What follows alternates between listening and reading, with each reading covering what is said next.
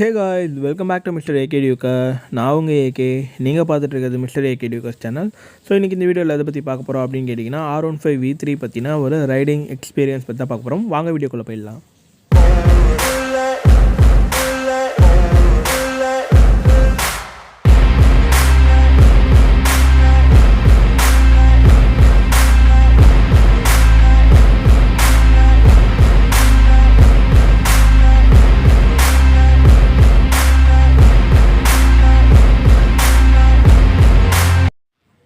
இந்த பைக் எடுத்து ஆல்மோஸ்ட் ஒரு 25 டேஸ் கிட்ட வந்து பார்த்திங்கன்னா ஆகுது. ஃபர்ஸ்ட் சர்வீஸுமே வந்து இப்போ தான் வந்து கம்ப்ளீட் பண்ணோம்.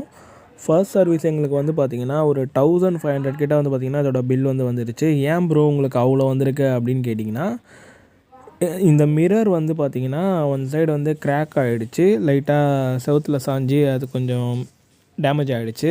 அதனால் அதோட காஸ்ட் வந்து பார்த்திங்கன்னா கொஞ்சம் அதில் ஆட் ஆகிடுச்சு.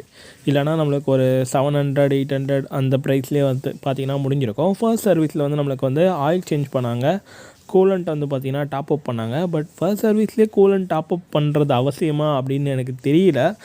உங்களுக்கு V3 நீங்கள் எடுத்து ஃபர்ஸ்ட் சர்வீஸ் வந்து உங்களுக்கு வந்து டாப் அப் பண்ணாங்களா கூலண்ட் அப்படின்றத கீழே வந்து கமெண்ட்டில் வந்து சொல்லுங்கள். அதே மாதிரி உங்களோட ஃபர்ஸ்ட் சர்வீஸ் வந்து எவ்வளோ வந்துச்சு அப்படின்றதுமே கமெண்ட்டில் வந்து சொல்லுங்கள். எவ்வளோ வந்திருக்கு அப்படின்னு சொல்லிட்டு நம்ம டிஃப்ரென்ஸ் வந்து தெரிஞ்சுக்கலாம். ஸோ இந்த வண்டியை வந்து பார்த்திங்கன்னா நாங்கள் 2,06,567 ரூபாய்க்கிட்ட வந்து பார்த்திங்கன்னா இந்த வண்டியோட ப்ரைஸ் வந்து வருது. ஸோ இதில் மொத்தம் 3 கலர் வந்து பார்த்திங்கன்னா இருக்குது. நாங்கள் எடுத்திருக்கிறது டார்க் நைட் எடிஷன். இந்த வண்டியோட இன்ஜினை பற்றி சொல்லணும் அப்படின்னா, இது ஒரு 155cc single cylinder liquid cool 4 stroke SOHC engine. மற்ற 150cc-க்கும் இந்த 150cc-க்கும் உள்ள டிஃப்ரென்ஸே வந்து பார்த்திங்கன்னா முக்கியமாக அந்த VVA தான், வேரியபிள் வால்வ் ஆக்டிவேஷன் அப்படின்றது தான். இதில் நம்மளுக்கு SOHC இன்ஜின் வந்து கொடுத்துருக்காங்க. இது வந்து பார்த்திங்கன்னா அந்த 4 வால்வையுமே இந்த ஒரு கேம் ஷாஃப்ட் தான் வந்து பார்த்திங்கன்னா நம்மளுக்கு வந்து ஆப்ரேட் பண்ணி நம்மளுக்கு வந்து ஒர்க் பண்ணுது. V3க்கும் V3S-க்கும் வந்து பார்த்திங்கன்னா பெருசாக எதுவும் டிஃப்ரென்ஸ் கிடையாது. இந்த சீட்டு, அதுக்கப்புறம் வந்து பார்த்திங்கன்னா கன்சோலில் வர அந்த லைட்டு, இது மட்டும்தான் வந்து பார்த்திங்கன்னா உங்களுக்கு டிஃப்ரென்ஸ் வந்து இருக்கும். பவர் அண்ட் டார்க்லாம் வந்து பார்த்திங்கன்னா ஆல்மோஸ்ட் V3யும் இதுவும் சேம் தான். BS உங்களுக்கு 6 அந்த இதில் வரும்போது BS4லலாம் நல்லா பவராக இருந்துச்சு. BS6ல் லைட்டாக கொஞ்சம் கம்மி பண்ணாங்க. பெருசாக இல்லை, பெரிய டிஃப்ரென்ஸ் வந்து பார்த்திங்கன்னா நம்ம ஓட்டும் போது அதோட டிஃப்ரென்ஸ் வந்து பெருசாக தெரியாது. பட் இப்போது வந்து பார்த்திங்கன்னா நம்ம 6th கியரில் போயிட்டுருக்கோம். 89 90 கிட்ட வந்து பார்த்திங்கன்னா போயிட்டுருக்கோம். வண்டி செம்ம ஸ்மூத்தாக இருக்குது. Yamaha அப்படின்னாலே அதோட இது தான். சரி கொஞ்சம் டாப் ஸ்பீடு போய் பார்க்கலாமே அப்படின்னு சொல்லிட்டு தான் சரி 6th கியர்லேயே அப்படியே ஏற்றி பார்த்தேன். சும்மா VVA கிக்கான ஒன்று வேறு லெவல் புல்லிங் பார்த்திங்கன்னா இருக்குது. செம்ம ஸ்மூத்தாக போகுது. கொஞ்சம் கூட பார்த்திங்கன்னா இன்ஜின் வந்து ஸ்ட்ரெஸ்ஸே ஆகலை அப்படின்னே சொல்லலாம். செம்ம எக்ஸ்பீரியன்ஸாக இருந்தது.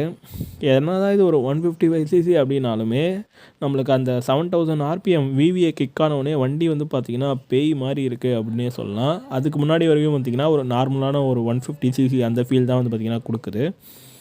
இந்த வண்டியோட பிரேக்கிங் பற்றி சொல்லணும் அப்படின்னா, ஃப்ரண்ட்டில் நம்மளுக்கு வந்து ஒரு 272 mm டிஸ்க் பிளேட் வந்து பார்த்திங்கன்னா கொடுத்துருக்காங்க. ரியரில் வந்து நம்மளுக்கு 230 mm டிஸ்க் பிளேட் வந்து பார்த்திங்கன்னா கொடுத்துருக்காங்க. இல்லை நம்மளுக்கு வந்து பைப்ரேக் கேலிப்பர் வந்து பார்த்திங்கன்னா கொடுத்துருக்காங்க. ரியரில் நம்மளுக்கு வந்து மிஷின் கேலிப்பர் வந்து கொடுத்துருக்காங்க. மிஷின் கேலிப்பர் வந்து ரொம்ப வந்து காஸ்ட்லி. அதே மாதிரி இதோட ரியர் பிரேக் பேட் ரேட்டுமே வந்து பார்த்திங்கன்னா அதிகமாக இருக்குது அப்படின்னே சொல்லலாம். ஃப்ரண்ட் பிரேக் பேட் வந்து ஓரளவுக்கு வந்து ஒரு ரீசனபிளான ஒரு ப்ரைஸ் தான். சரி இதோட பிரேக்கிங் எப்படி இருக்குது அப்படின்றத ஒரு 80 to 90 அந்த ஸ்பீடில் போய் ஃபஸ்ட்டு ஃப்ரண்ட் பிரேக் செக் பண்ணுவோம். பிரேக்கிங் வந்து பார்த்திங்கன்னா ஃப்ரண்ட் பிரேக் வந்து நான் ரொம்ப ஹாஷாலாம் வந்து அப்ளை பண்ணல, லைட்டாக தான் அப்ளை பண்ணேன். நல்லாவே இருக்குது அப்படின்னே சொல்லலாம் ஃப்ரண்ட் பிரேக்கு. இப்போ அப்படியே சேம் அதே 80 to 90 வந்து போயிட்டு ரியர் பிரேக் எப்படி இருக்குது அப்படின்னு பார்க்கலாம். மிஷின் கேலிப்பர் வந்து பார்த்திங்கன்னா பைட் வந்து இந்த வண்டியில் கொஞ்சம் வந்து மற்ற வண்டியில் வந்து கம்பேர் பண்ணும்போது கொஞ்சம் பெட்டராக இருக்க மாதிரியான ஒரு ஃபீல் இருக்கும். V3லேயுமே இந்த V3S-லேயுமே அதே அளவுக்கான பைட் வந்து இருக்கா அப்படின்றத வந்து பார்ப்போம். சேம் அதே 80 to 90 தான். இப்போ பிரேக் வந்து கொஞ்சம் ஓரமாக போய் அப்ளை பண்ணுவோம். ஏன்னா நடுவழியில் அப்ளை பண்ணிட்டோம் அப்படின்னா பின்னாடி வரவங்க வந்து பிரச்சனை ஆகிடும். ரியர் பிரேக்குமே வந்து பார்த்திங்கன்னா ஓகேவாக இருக்குது, நல்லா தான் இருக்குது.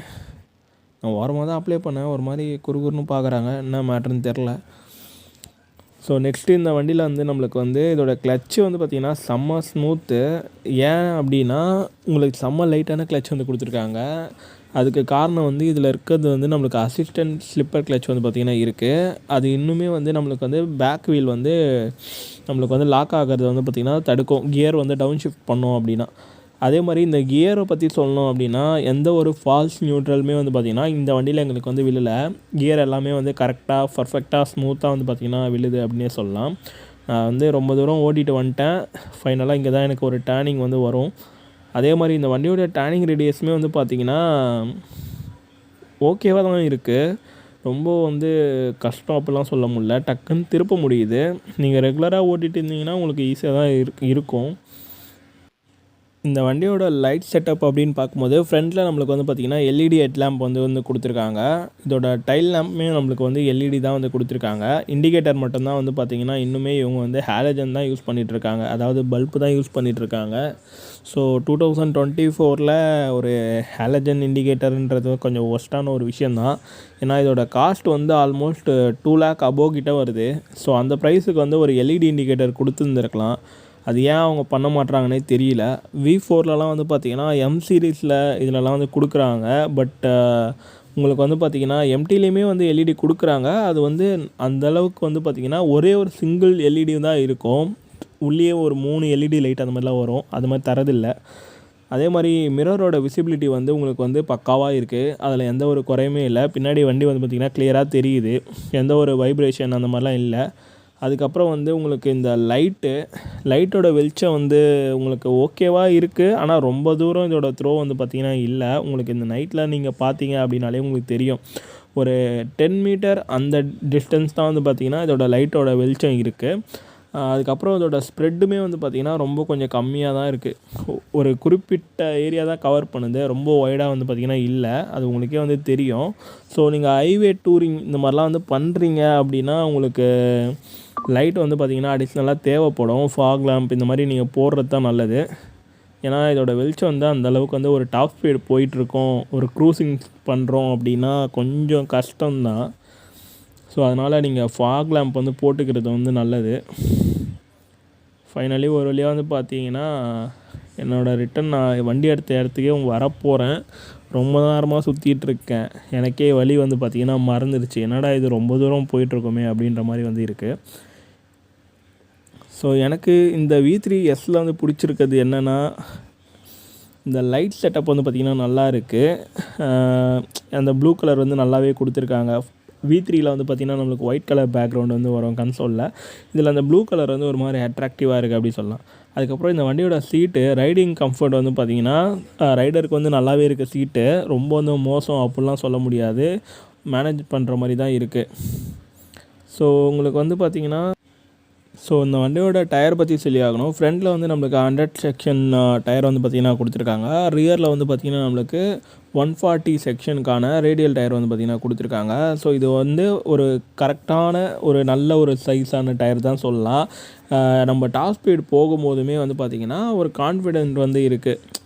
இப்போ என்எஸில் நம்ம வந்து டாப் ஸ்பீட் அடிக்கிறோம் அப்படின்னா அதோட டயர் சைஸ் வந்து பார்த்திங்கன்னா 130 செக்ஷன் தான் கொடுத்துருப்பாங்க. அதில் என்ன இருக்குன்னா நம்ம டாப் ஸ்பீட் போகும்போது வண்டி வந்து அந்த ரோட்டில் இருக்கிற ஃபீல் இருக்கா ஒரு மாதிரி மிதக்கிற மாதிரி இருக்கும். இதில் வந்து அந்த மாதிரியான ஃபீல்லாம் இல்லை, கான்ஃபிடெண்ட்டாக இருக்குது. பட் இந்த சஸ்பென்ஷன் வந்து பார்த்திங்கன்னா ஃப்ரண்ட்டில் வந்து நம்மளுக்கு வந்து ஒரு மாதிரி கொஞ்சம் வந்து பார்த்திங்கன்னா சாஃப்டாக இருக்குது. ரியர் வந்து ஹார்டாக தான் இருக்குது. இந்த வண்டியில் செட்டப்பே அப்படி தான் இருக்கும். பட் ஃப்ரண்ட்டில் வந்து கொஞ்சம் சாஃப்டாக இருக்கிறதுனால சடனாக ஹைவேல வந்து சின்ன சின்ன பம்ப்லாம் வரும்போது பார்த்திங்கன்னா வண்டி அப்படியே லைட்டாக கொஞ்சம் இதாகுது. அது மட்டும் கொஞ்சம் இதுவாக இருக்குது. ஆனால் இந்த வண்டி ஆஃப் ரோட்லாம் எடுத்துகிட்டு போகிறீங்க அப்படின்னா உங்களுக்கு கண்டிப்பாக கொஞ்சம் பேக் பெயின்லாம் வரத்துக்கு வாய்ப்பு இருக்குது. ஏன்னா இதோட சஸ்பென்ஷன் ரியர் வந்து பார்த்திங்கன்னா ஸ்டிஃபாக தான் இருக்கும். பிகாஸ் இந்த வண்டி வந்து பார்த்திங்கன்னா ஒரு ஸ்போர்ட்ஸ் மிஷின். ஸோ அதனால் வந்து பார்த்திங்கன்னா இதோட செட்டப் அந்த மாதிரி தான் வந்து கொடுத்துருப்பாங்க. பட் ஃப்ரண்ட் வந்து ஒரு இன்னும் கொஞ்சம் ஸ்டிஃபாக கொடுத்துருந்துருக்கலாம். பிரேக்லாம் அப்ளை பண்ணும்போது பார்த்திங்கன்னா ரொம்பவே டேம்பரிங் வந்து கொஞ்சம் அதிகமாக இருக்க மாதிரி கொஞ்சம் ஃபீல் ஆகுது. அதே மாதிரி இந்த வண்டியோட ரைடிங் பொசிஷன் பற்றி சொல்லணும் அப்படின்னா இது வந்து ஓட்ட தான் இந்த வண்டியோட அந்த ரைடிங் பொசிஷன் வந்து பார்த்திங்கன்னா உங்களுக்கு வந்து செட் ஆகும். ஸ்டார்டிங்கில் புதுசாக வாங்குறீங்க அப்படின்னா கொஞ்சம் கஷ்டமாக தான் இருக்கும் அப்படின்னே சொல்லலாம். ஸோ அதை வந்து நீங்கள் எப்படின்னு பார்த்துக்கோங்க. என்னோடய ஃபுல் வெயிட்டுமே வந்து பார்த்திங்கன்னா நான் வந்து டைல்ஸில் தான் வந்து பார்த்திங்கன்னா போட்டுட்டு ஓட்டுறேன். கை வந்து பார்த்திங்கன்னா ஃப்ரீயாக தான் வச்சுருக்கேன். அதனால் வந்து இப்படி வச்சு ஓட்டினீங்க அப்படின்னா உங்களுக்கு ஓகேவாக இருக்கும். இல்லைனா வந்து கை வந்து பார்த்திங்கன்னா உங்களுக்கு வலிக்க ஆரம்பிச்சிடும். இன்னொன்று என்னென்னா, இந்த டிராஃபிக்லலாம் நம்ம நின்று போகிறோம் அப்படின்னா அப்போலாம் வந்து பார்த்திங்கன்னா கண்டிப்பாக உங்களுக்கு வந்து கொஞ்சம் வெறுப்பாக இருக்கும். இந்த வண்டி வந்து சிங்கிளாக ஓட்டுறதுக்கு வந்து பார்த்திங்கன்னா செம ஜாலியாக இருக்குது. ஆனால் கூட யாருனா பிள்ளைன்னு ஏற்றிட்டு போகிறோம் அப்படின்னா கொஞ்சம் கஷ்டமாக இருக்குது அப்படின்னே சொல்லலாம். இந்த வண்டி யார் யாருக்கெல்லாம் சூட் ஆகும் அப்படின்னு கேட்டிங்கன்னா, நீங்கள் இப்போ தான் காலேஜ் போகிறீங்க, இல்லை வேலைக்கு போகணும், ஆனால் உங்களுக்கு பெட்ரோல் போட்டு உங்களால் வந்து மாரடிக்க முடியாது, ஈஸியாக வந்து கொஞ்சம் மெயின்டைன் பண்ணுற மாதிரி இருக்கணும், பெட்ரோல் காஸ்ட்டு கொஞ்சம் கம்மியாகணும், மைலேஜ் ஓரளவுக்கு நல்லாவே தரணும் அப்படின்னு நினைக்கிறவங்க வந்து இந்த வண்டி வந்து தாராளமாக வந்து எடுக்கலாம். வண்டி வந்து ஆல்மோஸ்ட் எங்களுக்கு இப்போ ஒரு 45 கிட்ட வந்து பார்த்திங்கன்னா மைலேஜ் வந்து தருது. உங்களுக்கு மைலேஜ் டெஸ்ட் வேணும் அப்படின்னா சொல்லுங்கள், கீழே கமெண்ட் பண்ணுங்கள். நெக்ஸ்ட் இது வந்து பார்த்திங்கன்னா மைலேஜ் டெஸ்ட் வந்து போட்டுடலாம். உங்கள் வண்டி வந்து V3 வந்து எந்த அளவுக்கு மைலேஜ் தருது, என்ன மைலேஜ் வந்திருக்கு அப்படின்றத வந்து பார்த்திங்கன்னா கமெண்ட்டில் வந்து சொல்லுங்கள். யாருக்கு வந்து அதிகமாக மைலேஜ் வந்து தந்திருக்கு அப்படின்றத வந்து நம்ம செக் பண்ணலாம். நெக்ஸ்ட் டைம் வந்து பார்த்திங்கன்னா நம்மளுக்கு வந்து மைலேஜ் டெஸ்ட் உங்களுக்கு வேணும் அப்படின்னா சொல்லுங்கள், நம்ம மைலேஜ் டெஸ்ட் வந்து ரெடி பண்ணிடலாம். ஏன்னா நாங்களுமே வந்து இப்போ தான் ஃபஸ்ட் சர்வீஸ் வந்து கம்ப்ளீட் பண்ணியிருக்கோம். அதனால் எங்களுக்கு எவ்வளோ ஒன்றும் எக்ஸாக்டாக தருது அப்படின்னு தெரில. இப்போதைக்கு எங்களோட கெஸ் வந்து ஒரு 45 தருது அப்படின்னு நினைக்கிறோம். ஒரு வழியாக வந்து பார்த்திங்கன்னா நான் போக வேண்டிய இடத்துக்கு வந்துட்டேன். சின்ன இங்கே ஒரு டேர்னிங் ஒன்று வரும். ஸோ திரும்பிட்டு அப்படியே என்னோடய இடத்துக்கு போக வேண்டியதான். இந்த இடத்துலையுமே வந்து பார்த்திங்கன்னா நம்ம ஷார்ட் டேர்ன் தான். டக்குன்னு வண்டி வந்து பார்த்திங்கன்னா திருப்பிட்டோம்.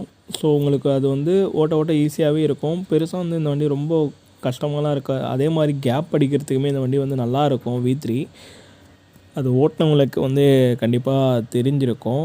இந்த வண்டியில் வந்து பார்த்திங்கன்னா நம்மளுக்கு இந்த கன்சோல் பற்றி சொல்லணும்னா இதில் எல்லா தேவையான டீட்டெயில்ஸ் எல்லாமே வந்து கொடுத்துருக்காங்க. Gear position indicator, RPM indicator, trip 1, trip 2, trip F, அதுக்கப்புறம் வந்து பார்த்திங்கன்னா ஸ்பீடோமீட்டர், ஓடோமீட்டர், அதுக்கப்புறம் ஃபியூல் லெவல் இண்டிகேஷன், இந்த மாதிரி எல்லா விதமான இதுவுமே வந்து கொடுத்துருக்காங்க. ஏபிஎஸ்மே வந்து பார்த்திங்கன்னா இதில் பக்காவாக வந்து ஒர்க் ஆகுது. எந்த ஒரு ப்ராப்ளமும் இருக்க மாதிரி தெரில. அதோடய வேலையை வந்து அது பர்ஃபெக்டாக பண்ணுது. பிகாஸ் இது ஒரு டூயல் சேனல் ஏபிஎஸ் வேறு, இன்னும் வந்து நம்மளுக்கு சேஃப்டியாக இருக்கும். நான் வந்து இப்போ ஆப்போசிட் ரூட்டில் தான் போயிட்டுருக்கேன். கொஞ்சம் இதுவாக தான் இருக்குது. ஸோ இந்த வீடியோ உங்களுக்கு பிடிச்சிருக்கும் அப்படி சொல்லி நம்புகிறேன். நான் ரொம்ப டீட்டெயில்ஸாக வந்து பார்த்திங்கன்னா இதை வந்து கவர் பண்ணியிருக்க மாட்டேன். ஓரளவுக்கு லைட்டாக இந்த வண்டி ஓட்டும் போது எனக்கு எப்படி இருந்தது அதை மட்டும் தான் நான் சொல்லியிருக்கேன். வேறு எதனா டீட்டெயில்ஸ் உங்களுக்கு தெரியல, இல்லை வேணும்னு நினச்சிங்க அப்படின்னா கீழே வந்து கமெண்ட்டில் வந்து சொல்லுங்கள். இந்த வீடியோ உங்களுக்கு பிடிச்சிருந்தா லைக் பண்ணுங்கள், ரொம்ப பிடிச்சிருந்துன்னா சப்ஸ்கிரைப் பண்ணி சப்போர்ட் பண்ணுங்கள். So B single, stay safe, எல்லாருக்கும் பாய். நெக்ஸ்ட்டு ஒரு நல்ல வீடியோவில் வந்து உங்களை மீட் பண்ணுறேன். நெக்ஸ்ட் டைம் ஆச்சும் வந்து ஆடியோ கரெக்டாக வந்து கேப்சர் பண்ணி உங்களுக்கு போட்டு விடுறேன். எல்லாருக்கும் டாடா.